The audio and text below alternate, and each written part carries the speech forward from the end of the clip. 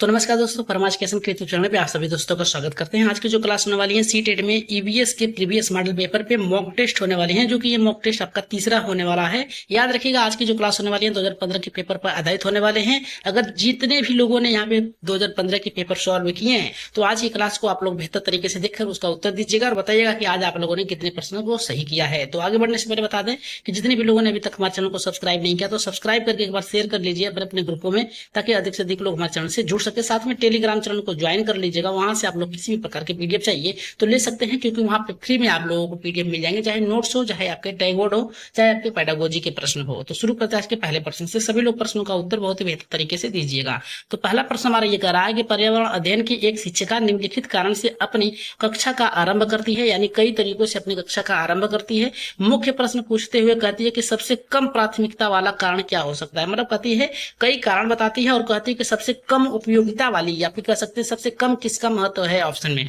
तो पहला कह रहा है हमारा यहाँ पे कि शिक्षार्थियों का चिंतन सीमित करना। सीमित करने का मतलब होता है रोकना, इतना याद रखिएगा, रोकना होता है। और दूसरा कह रहा है शिक्षार्थियों का चिंतन उद्दीपन करना, मतलब जागृत करना, यह तो आपका पॉजिटिव है।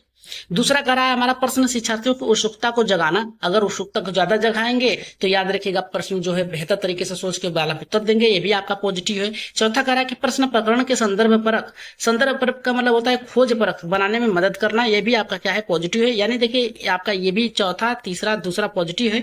थोड़ा सा आपका ये रोकने वाली, सीमित करने वाली की बात कर रहा है, तो ऑप्शन नंबर यहाँ पे पहला जो होगा सबसे कम उपयोगिता वाला होगा। राइट आंसर जाएगा आपका पहले के साथ जाएगा। आगे बढ़ते हैं। यहाँ पे अगर क्लास बेहतर लग रही है तो आज की क्लास के लिए एक बार सब्सक्राइब और शेयर जरूर करिएगा।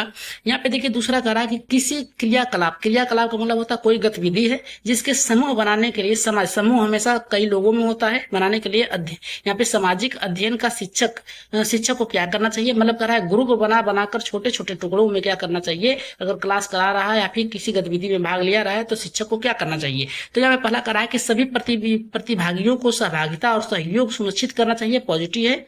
दूसरा कह रहा है कि सुनिश्चित करें कि लड़के लड़कियों के समूह अलग अलग हो। यहाँ पे जेंडर रूढ़िवादिता की बात कर रहा है, यहाँ पे जेंडर की बात कर रहा है, जो कि आपका नेगेटिव है। तीसरा करा कि उनके अंकों के अनुसार समूह बनाए, यानी अंकों विभाजन करने की, यानी ग्रेड की बात कर रहा है। ग्रेड देना, अंकों में विभाजित करना, ये आपका क्या है, नेगेटिव वर्ड है, याद रखिएगा, काट दीजिए। चौथा करा कि केवल 2 समूह बनाए, प्रत्येक समूह में विद्यार्थी हों। देखिए यहाँ पे केवल शब्द दिया है, जो कि आपका नेगेटिव है। कुछ टैग वर्ड का भी प्रयोग करिएगा। सबसे राइट आंसर जाएगा आपका पहला आपका जितने भी लोगों का आया एकदम सही होगा, क्योंकि सहभागिता और सहयोग से सुनिश्चित करें, चाहे लड़की हो चाहे लड़के हों, चाहे यहाँ पे जो विकलांग बालक आते हैं यहाँ पे उनके लिए भी सबको समाहित करके वो क्लास चलानी चाहिए। तो राइट आंसर ऑप्शन नंबर यहाँ पे किसके साथ जाएगा, पहले के साथ जाएगा। जितने भी लोगों का पहला आया एकदम सही है। अगर आज की क्लास बेहतर लग रही है तो सब्सक्राइब और लाइक जरूर करिएगा परमा एजुकेशन चैनल को। तीसरा प्रश्न हमारा ये करा कि प्राथमिक स्तर पर पर्यावरण अध्ययन की पाठ्य पुस्तक में निम्नलिखित में से कौन सी विशेषता नहीं होनी चाहिए। प्रश्न को सॉल्व करते समय याद रखिएगा, नहीं को आप लोग देखिएगा कि नहीं तो नहीं ने दिया है या फिर हाँ दिया है, इसको देखकर ही उत्तर दीजिएगा। नेगेटिव पूछा है तो नेगेटिव ही खोजिएगा आप लोग, इतना याद रखिएगा। और आप लोगों के लिए जल्द ही कुछ ऐसे की पॉइंट लाए जाएंगे जिसके आधार पर आप लोग प्रश्नों को सॉल्व करेंगे, जल्द ही उसको बनाया जाएगा। तो ऑप्शन यहाँ पे पहला कर रहा है कि यह प्राकृतिक और सामाजिक सांस्कृतिक परिवेश को एकीकृत करने में प्रस्तुत करती है।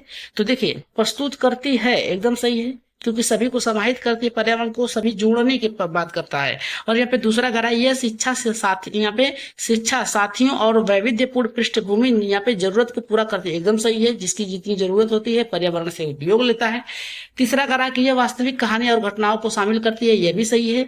चौथा कह रहा है कि यह परिभाषाओं और अमूर्त अवधारणाओं को व्याख्या करने में ध्यान केंद्रित करती है, नहीं करती है। नहीं की बात किया है, पुस्तक में निम्नलिखित में से कौन सी विशेषता नहीं है, तो यही नहीं है, क्योंकि अमूर्त जो होता है आपके 6 से लेके 8 तक के बालकों के लिए होता है। आप लोग इतना याद रखिएगा, क्योंकि यहाँ पे प्राथमिक स्तर की बात किया है। तो राइट आंसर ऑप्शन नंबर यहाँ पे जाएगा, किसके साथ जाएगा, चौथे के साथ जाएगा। आगे बढ़ते हैं यहाँ पे चौथे प्रश्न पे। चौथा प्रश्न देखते हैं क्या करा। चौथा करा पर्यावरण अध्ययन शिक्षण के संदर्भ में राष्ट्रीय पाठचर्या की रूपरेखा एनसीएफ 2005 निम्नलिखित में से किसे प्रस्तावित नहीं करता है, किसे नहीं करता है। विषय अनुसार उपागम, देखिए विषय उपागम जो अधिगम है उसको यहाँ पे लाता है, तो ये सही है आपका।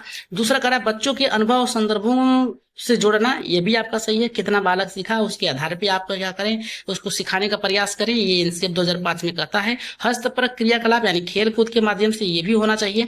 करा तकनीकी शब्दावली और परिचित कराना। देखिए तकनीकी शब्दावली और परिचित कराना ये 6 से 8 तक के बालकों को लिए है, और जो कि एनसीएफ कहता है कि जब तक बालक को उसके परिवेश के साथ जोड़कर, उसके अनुभवों के साथ जोड़कर नहीं पढ़ाएंगे तब तक नहीं होगा कुछ भी। यहाँ पे राइट आंसर ऑप्शन नंबर यहाँ पे चौथा एकदम सही होगा।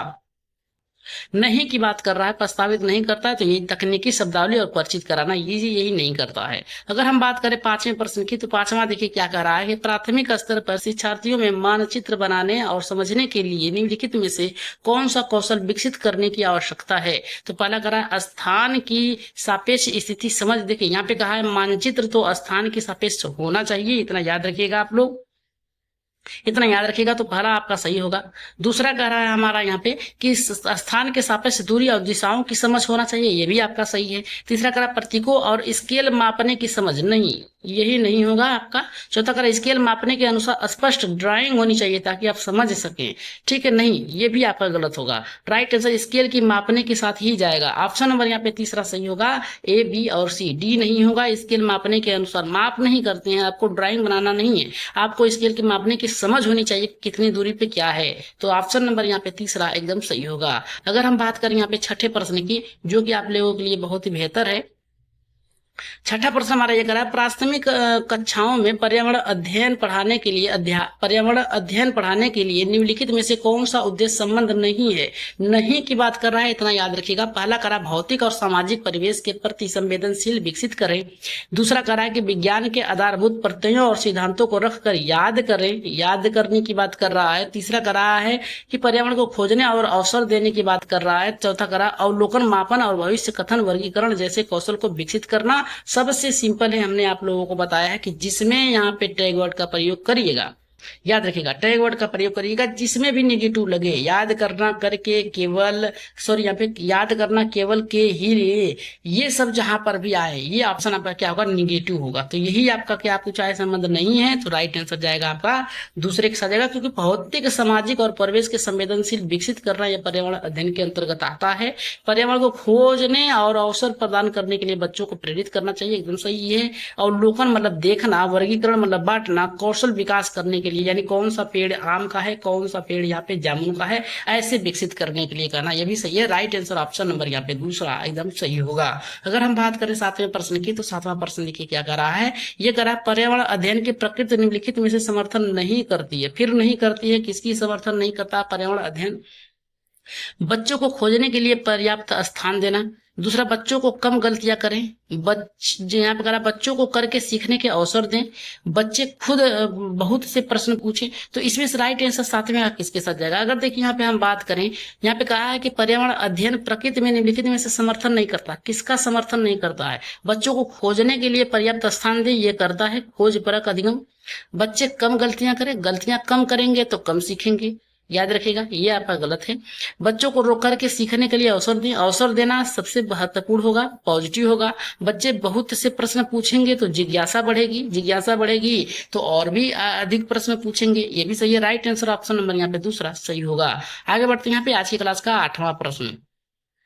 8वां प्रश्न करा, एक शिक्षिका ने कक्षा 4 के शिक्षार्थियों को पढ़ाने के लिए पौधे अंतर्वस्तु का मतलब होता है उसके अंदर से समाहित चयन करने की सीखने के लिए निम्नलिखित में से अवसर प्रदान किए, तो क्या करना चाहिए? पहला करा कि समूह पंक्ति का संग्रह करना चाहिए, समूह पंक्ति का संग्रह करना चाहिए, जो कि गलत है।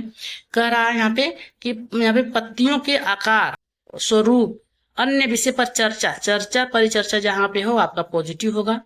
कर रहा है कि अपना वनस्पति संग्रहालय बनाए। अपना बनाएंगे तो क्या जानेंगे वहां पे, क्योंकि यहाँ पे शिक्षार्थियों को पढ़ने के, शिक्षार्थियों का मतलब यहाँ पे दिया है कई से अधिक बालक, जहां पर यहाँ पे देखिए अधिक बालकों की बात की गई है। बच्चों को निरंतर गतिविधियां में लगे रहना चाहिए। निरंतर लगे रहेंगे तो भी सही नहीं है, क्योंकि वो उब जाएंगे और आपसे यहाँ पे प्रश्न नहीं पूछेंगे।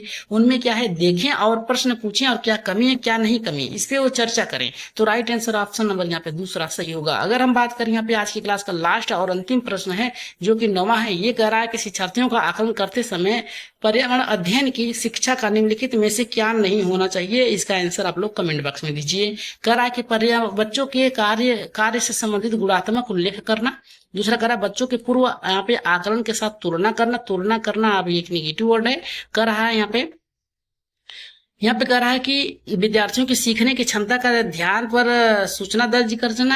यहाँ पे कह रहा है बच्चों के कार्य के केवल शब्द दिया है, कुछ ही बच्चों पर ध्यान केंद्रित करने के लिए कह रहा है। तो इसका आंसर क्या होगा जरूर बताइएगा। कि शिक्षार्थियों का आकलन करते समय पर्यावरण अध्ययन की शिक्षा को निम्नलिखित में से क्या नहीं करना चाहिए। बच्चों के कार्य से संबंधित गुणात्मक उल्लेख नहीं करना चाहिए, बच्चों के पूर्व आकलन की तुलना नहीं करनी चाहिए, विद्यार्थियों के सीखने क्षमता को ध्यान दर्ज करना चाहिए, बच्चों को केवल यहाँ पे कह रहा है कुछ बच्चों पर ध्यान केंद्रित करना चाहिए। तो इसमें से राइट आंसर पहला होगा, दूसरा, तीसरा या फिर चौथा। इसमें का आंसर आप लोग कहाँ देंगे कमेंट बॉक्स में देंगे और बताइएगा कि आज की क्लास आप लोगों को कैसी लगी।